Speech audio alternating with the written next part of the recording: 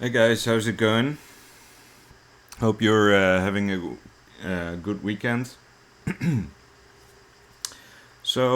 I thought I'd make another video today just to talk some shit, and I thought I'd do something of a guide or like a introduction to my book, which I haven't really done so far on this channel, and I don't know if that's um, due to happenstance or if because I've made some attempts to demonstrate my method and things like that, but I don't think I've really gone into detail on what my book is about and stuff like that. So I wrote The Hand of Fate. I published it this month on Kindle.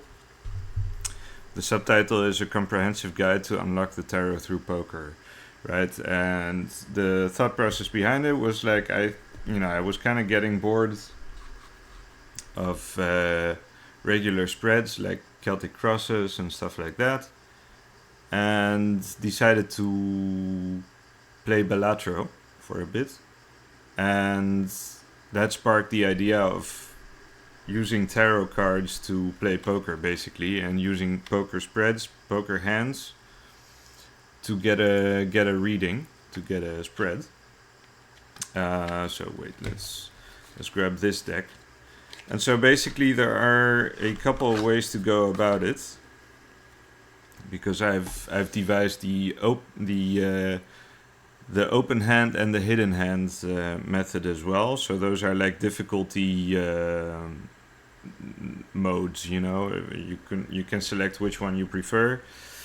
The open hand method allows you to spread 7 cards, all face up, while the hidden hand has you how do you say?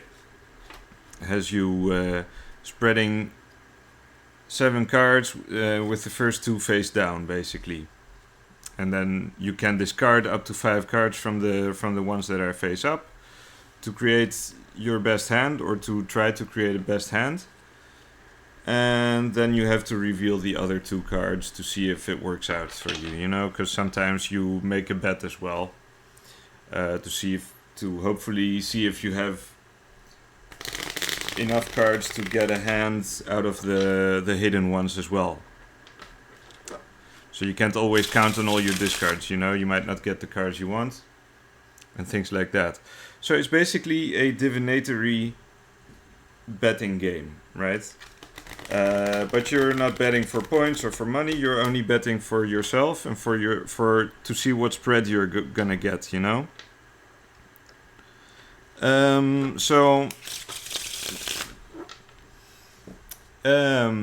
and based on that, every poker hand has its own significance as well. It adds to the interpretation of the cards, and the patterns that show up also have separate interpretations and things like that. So like 2s, 3s, 4s of a kind, and things like that. That's the extra card. Alright. 7, 8, 11, 3. Okay, I need to do it this way, that way they're all visible. Right, so we have 7 cards. This is the open hand method. So we're drawing all cards face up. 8 of hearts. So we have a pair, 2 8s. And we have another pair, 2 pair. The joker doesn't count, so let's put him away and draw another card. 4. So we have a 2 pair now, right? So we could try to remove. We have 2 other cards that we don't need, so we could try to discard those and see if we can get another 8 or another 3. So we can get at least a full house. 10.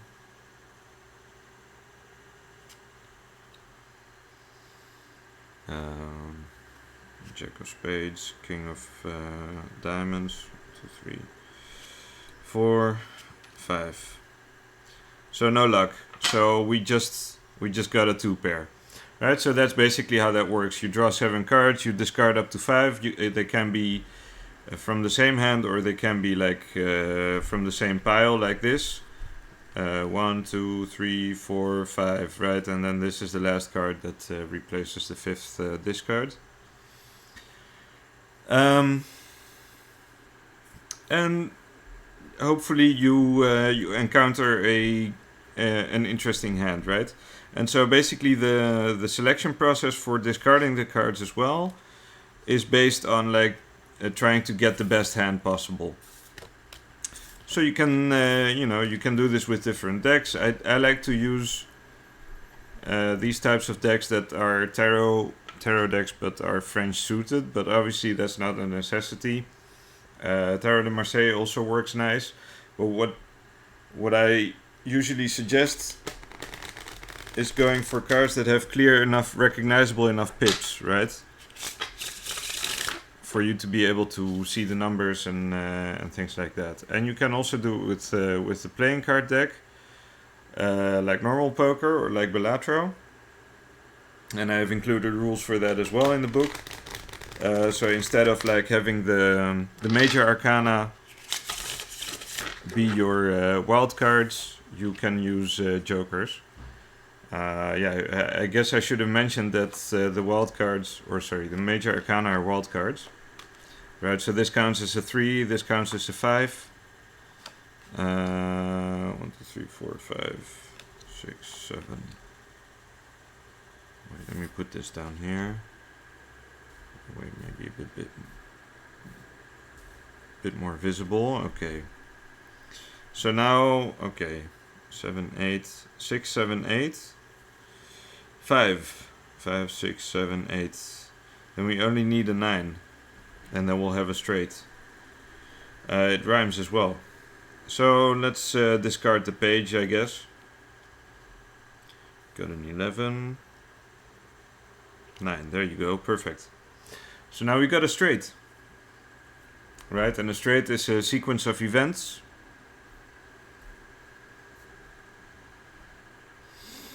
Or a journey, you know.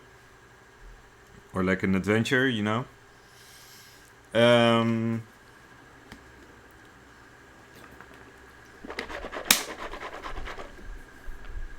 it's in order, well, almost 5, 6, 7, 8, 9. I guess I should do a hidden hand one as well. But yeah, so you get the idea, right? So you try to look for patterns, set up the best poker hand, and based on the hand you get, you can make a reading. So here we went from, following our, or like being chained to our instincts to like finding a certain balance.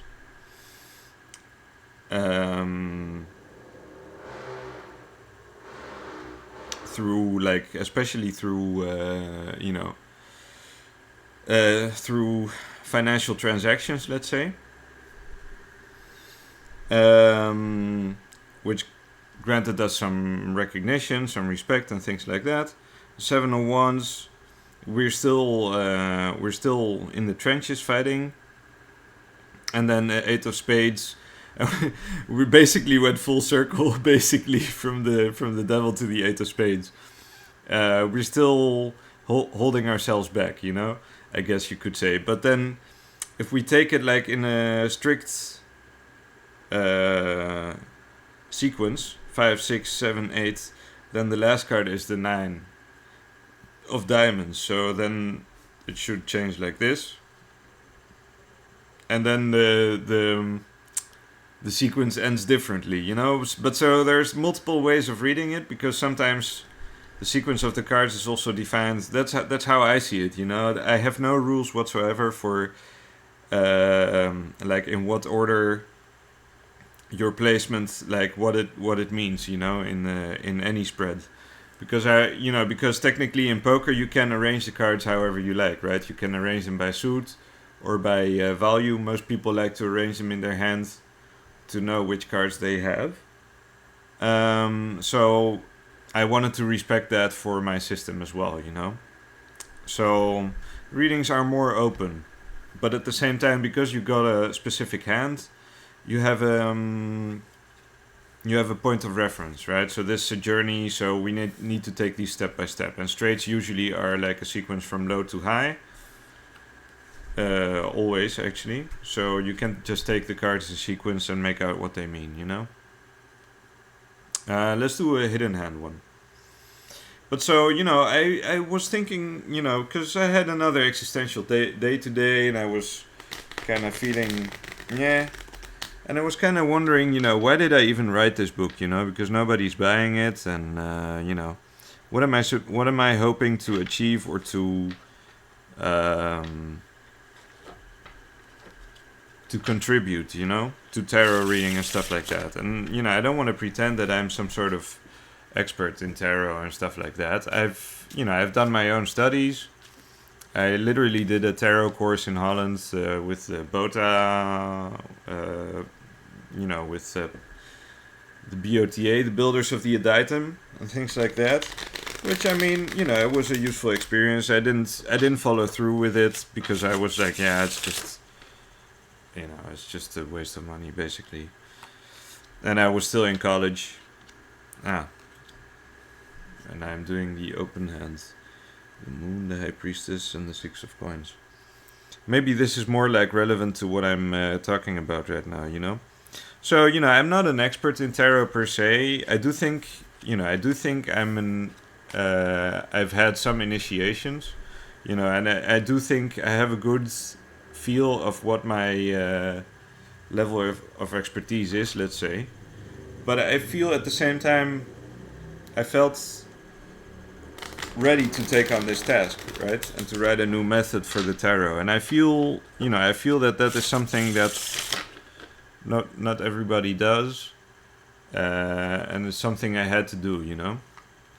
Because I do think there's some things some hurdles we need to get by with regards to the tarot. I've got a few of the same cards here. 7, 9. See what we can get out of this. So as you can see, the first two cards are upside down, are face down. The whole cards is what I've taken to calling them from 7 card stud. And the rest are the door cards, right? A 9 of hearts. We don't have any doubles. So we're gonna have to discard some cards, I'm afraid. This one is a tough one because there's nothing really indicating a particular goal we should be working towards. Although we do have two diamonds. So, and if I take the 2 wild cards, so this is a 2, this is an 8.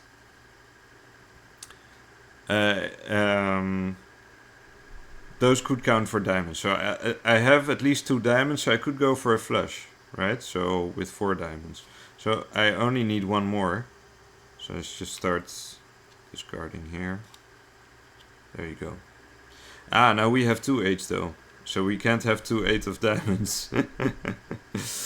Now we can replace another one. How many did I discard? Wait. 1, 2, 3, 3. I can still go another 2. I think I should not risk it and just another 8. Unbelievable.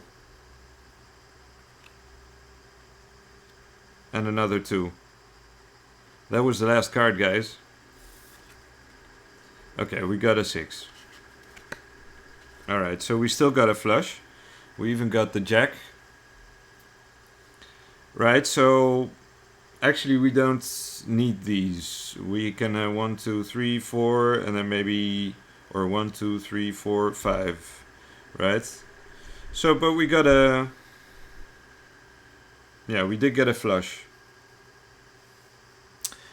So yeah,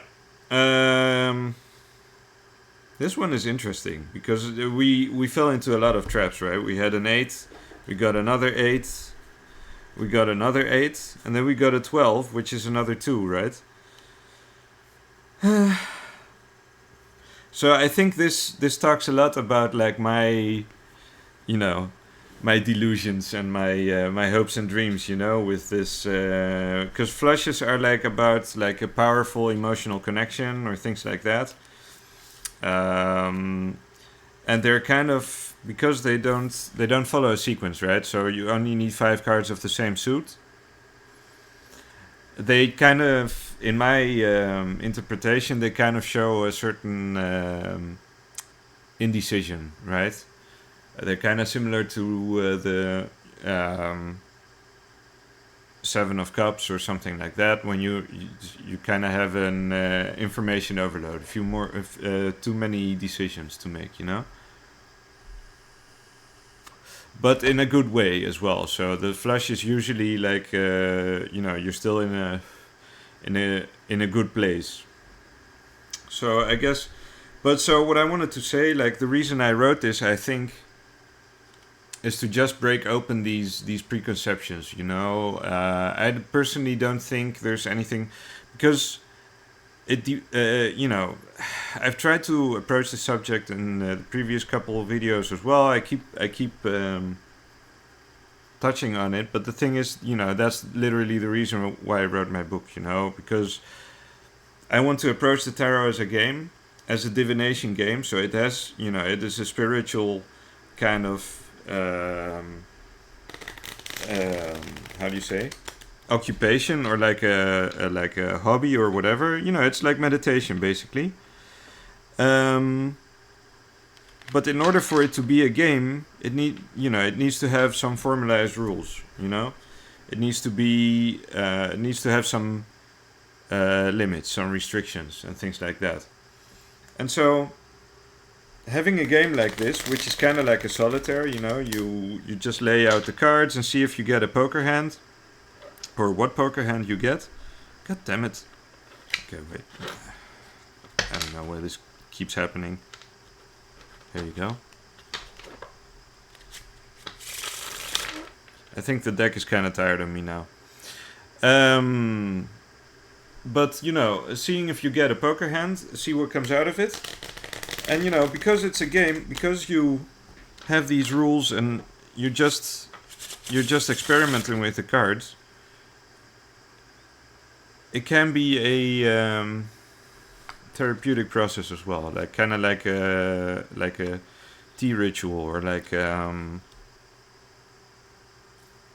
tea ceremony, I mean, or like a meditation session or whatever, Now I'm doing them all face up again. 1, 5, 4, 3, 3, 4, 5, 6. We have a 6. The tower number 16 counts as a 6. So we could go for a straight. We could try. We only need a 2 basically. And if we get a 2 of hearts, we have a straight flush.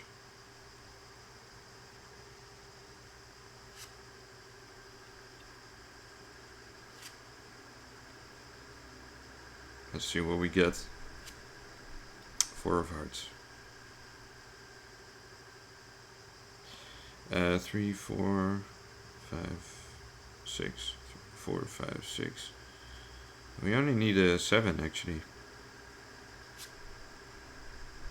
Or a 2. 2, 3, 4. We have one last one to go. An ace. Alright, so that didn't work out. Did I? 1, 2, 3, 4, 5. Okay, that's correct.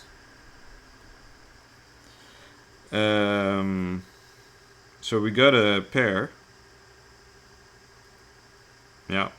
And that's it basically, we got a pair. Yeah. So this is a pair. This is not a straight flush, unfortunately. But yeah, that stuff happens as well, So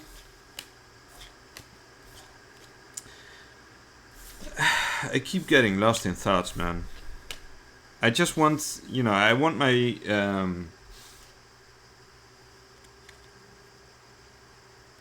I obviously want my book to mean something. I don't think I because it's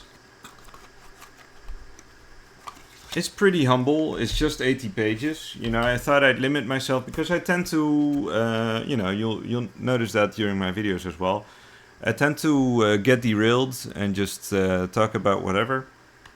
So I try to keep it short and to the point in this book, you know, and I try to keep it simple as well. Like I try to not bombard you with correspondences and stuff like that, because I thought about writing about like astrological correspondences as well, because theoretically, because there are 12 hands in my book, 13 actually,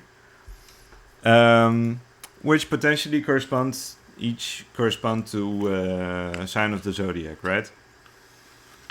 So I've added some extra poker hands to accommodate like the major arcana. So you have now three new ones that are major arcana only, right? So you have the major straight, the major flush, the major flush, the major straight, and the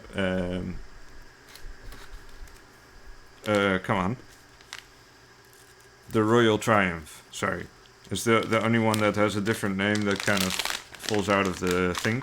But so it's called a Royal Triumph because it's like a royal flush,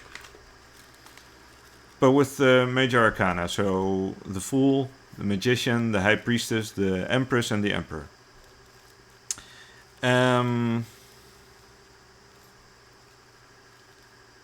So you've got three additional hands, and then because there are like 13 total, but like the high card isn't really a hand, you know.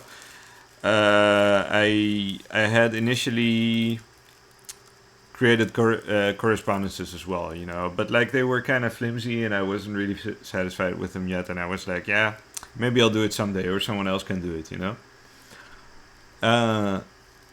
But what I'm trying to say is, like, even designing the system for me was an exercise in pattern recognition, right? And I believe that's all the tarot is, basically. I'm not, and you don't, you know, I want to add to that I don't want to be misunderstood, you know, because I do believe that pattern recognition is inherently like a divinatory, spiritual thing, right? But like, there's nothing supernatural about it. You know, we as humans, like, our consciousness is designed for that purpose.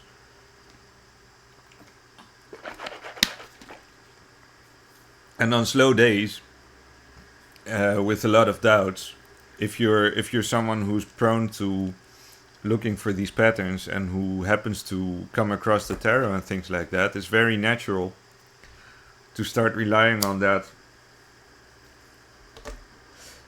to give you like a direction, you know,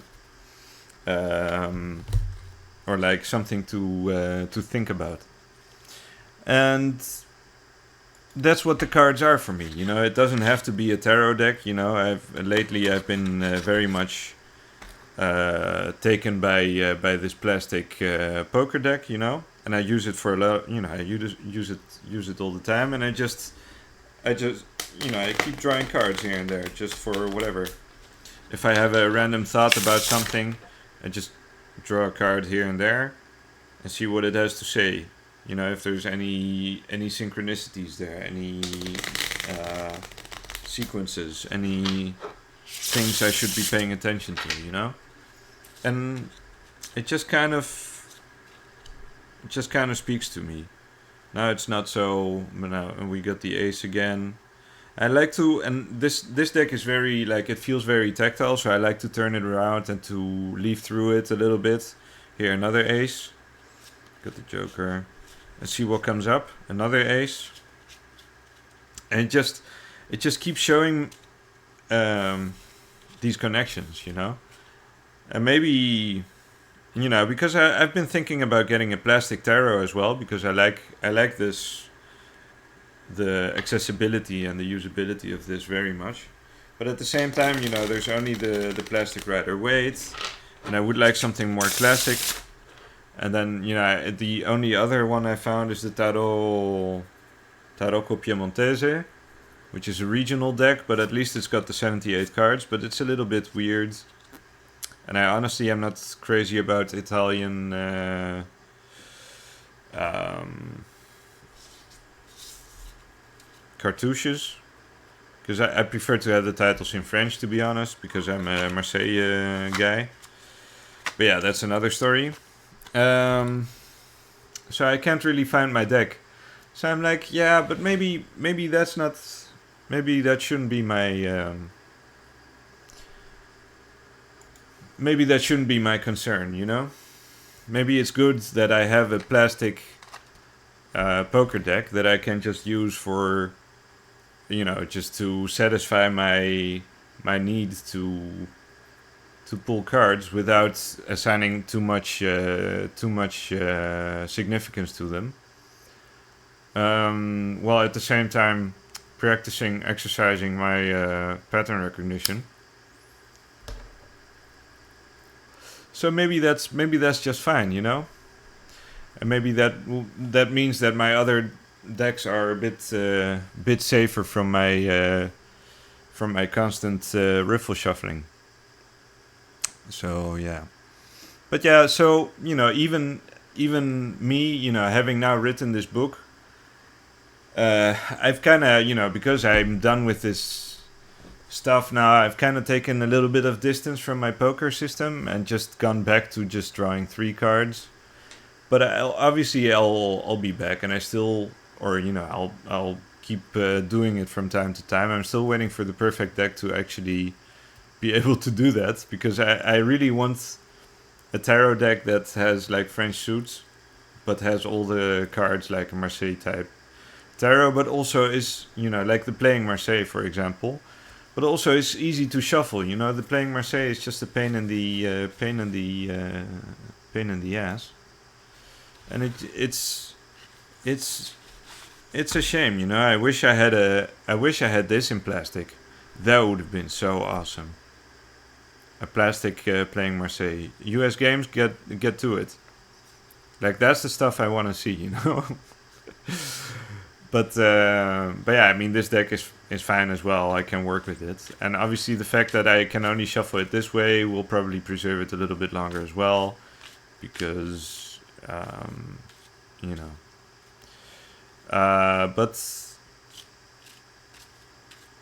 But yeah, all I want to say is just, you know, we don't have to take the practice so seriously. You know, you can play a game with it.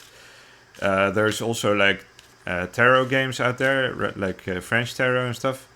That also seems a lot of fun, or like bridge and stuff like that. Obviously, I don't have a lot of experience with that kind of stuff. And I'm not, you know, I don't tend to hang out at casinos or bars or whatever to start a game with someone.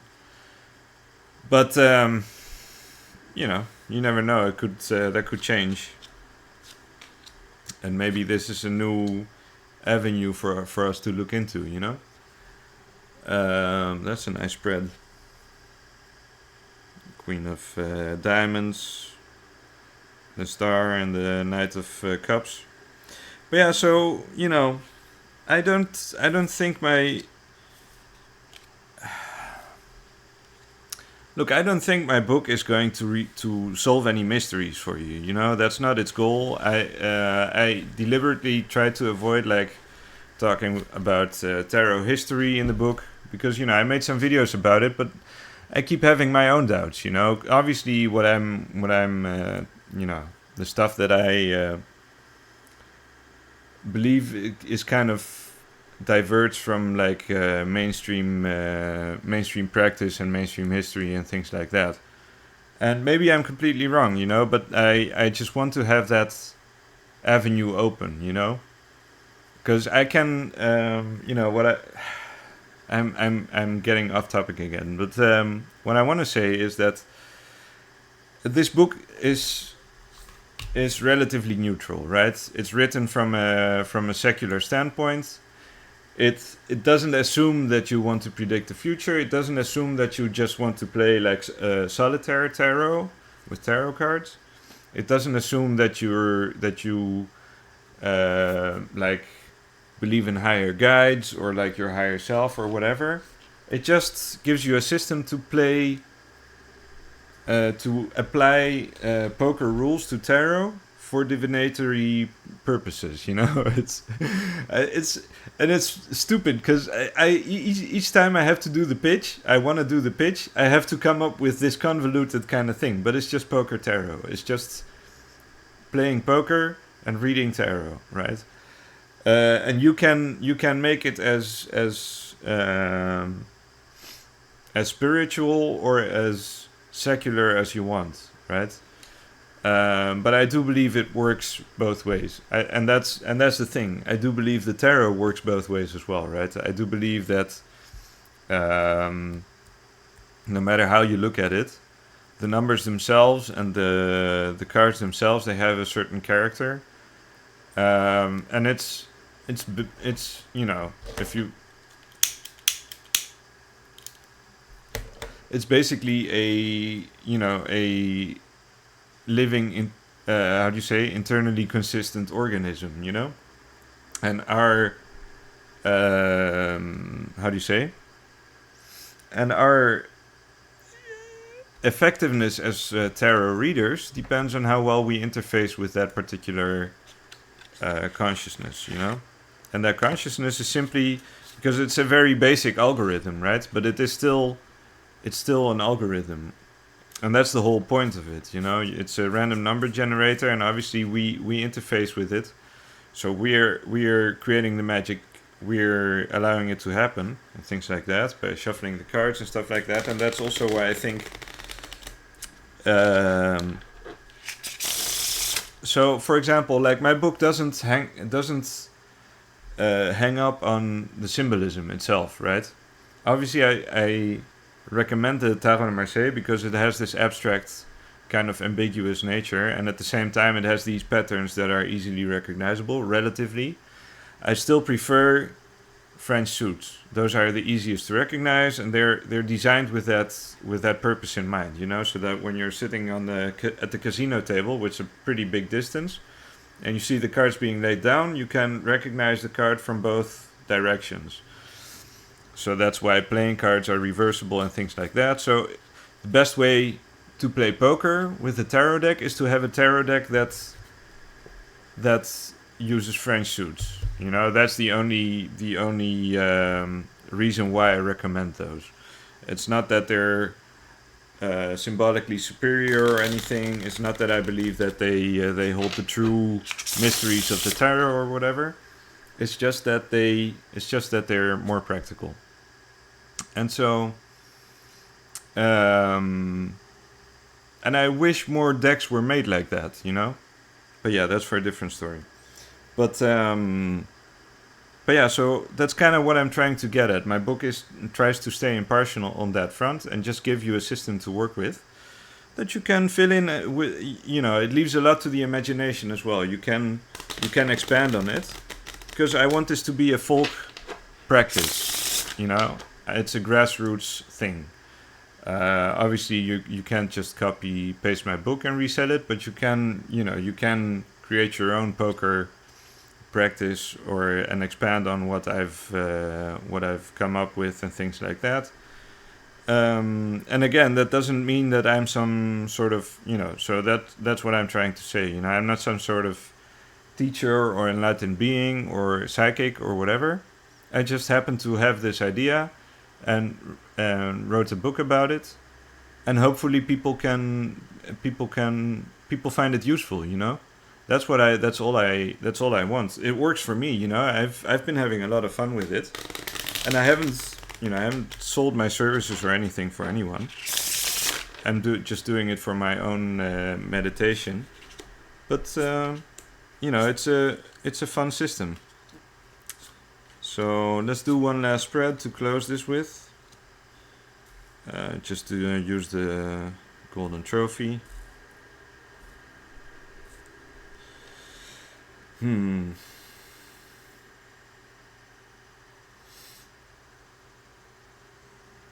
Three, 8. I think we could go for like red cards. 10, 9.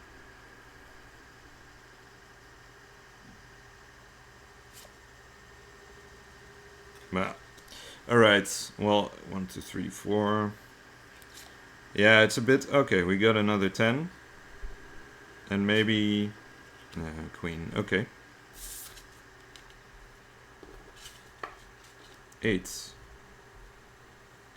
8, 9, 10, 10. If I had just kept this one, I would have 8, 9, 10, Jack and Queen. But now that I think about it, I still have the Joker, so I can replace the Jack with the Joker. So 8, 9, 10, Jack, Queen. Pretty nice. Pretty nice. Wait, let me just get it a bit more centered. Center view here. Jokers are kind of weird in this deck.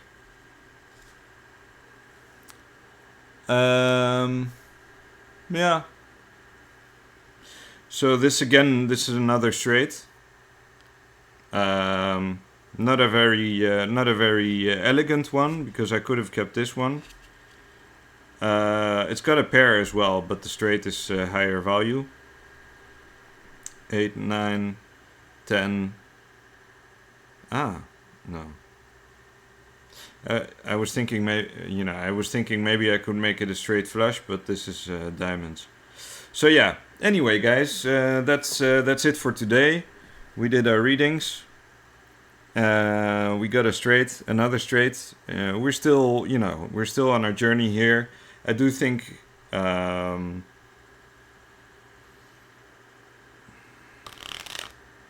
I do think it's gonna end positively. It's just a book. People can buy it if they want. If they do, I'll get some royalties. If they don't, it's fine as well. It won't go away because it's print on demand, so you can get it anytime. So yeah, that's just my thoughts on the topic. I think I've made the contribution to the practice of tarot and cartomancy, and I think I'm only I'm only getting started. I have a lot of ideas of things I want to do, because I'm still trying to bridge the gap between the tarot and its secret history. There's stuff there that I think we need to start talking about. So I've been, because there's a few books out there now. So I've thought about writing my own book. For example, the Tarot de Paris is a very interesting subject that I might want to write about someday, or do some research into. But I also have other ideas, so you never know. So yeah, anyway, guys, hope that was helpful in some way. Hope you enjoy the rest of your weekend, and I'll see you next time. Bye-bye.